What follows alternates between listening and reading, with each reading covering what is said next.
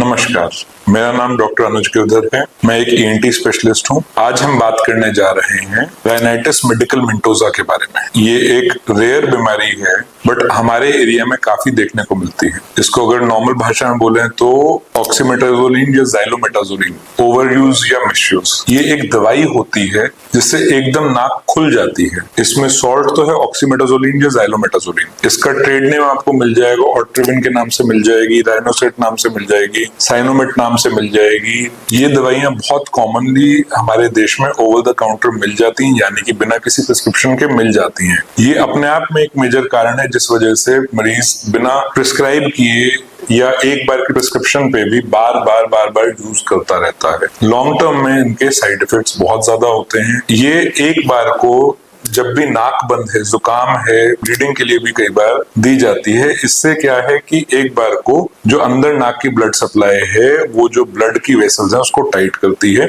उससे नाक के अंदर की सारी सूजन बिठा देती है। तो अगर कोई मरीज है जिसको नाक से सांस नहीं आ रही, नाक बंद है, तो ये दवाई उसको दी जाती है। अगर कोई ईएनटी स्पेशलिस्ट देगा तो वो आमतौर पर आपको हफ्ते के लिए देगा, मैक्सिमम 2 हफ्ते के लिए पोस्ट ऑप पीरियड में देंगे। अब इसमें ड्रॉबैक ये होता है, नुकसान ये होता है कि जब हम यूज करते हैं हमें रिजल्ट इतना अच्छा मिलता है, हम इसकी आदत बना लेते हैं। तो हम एक्चुअल बीमारी को पकड़ना कि भाई नाक बंद क्यों होती है, कोई साइनस की बीमारी है, कोई हड्डी टेढ़ी है, कोई पॉलिप है नाक में, वो ढूंढने की जगह हम दवाई डालते रहते हैं। यहाँ तक कि जो लोग होंगे वो जेब में लेके घूमते हैं ऑट्रिविन की शीशी या राइनोसेट की शीशी, कि जहां पे भी लगा दिन में 5-5, 6-6 बार डाल रहे हैं। जिस दिन नहीं डालें उनको सांस नहीं आ रही है, तो ये बेसिकली उस दवाई की लत लग जाती है। तो ऐसे में हमें ऑट्रिविन का यूज तो कम करना ही है, उसको तो रोकना ही है। साथ ही साथ जो प्राइमरी कारण है नाक बंद होने का, उसको भी एड्रेस करना है। जब तक वो एड्रेस नहीं करेंगे तब तक जो भी पेशेंट है वो परेशान होता रहेगा कि नहीं सांस तो आने रही,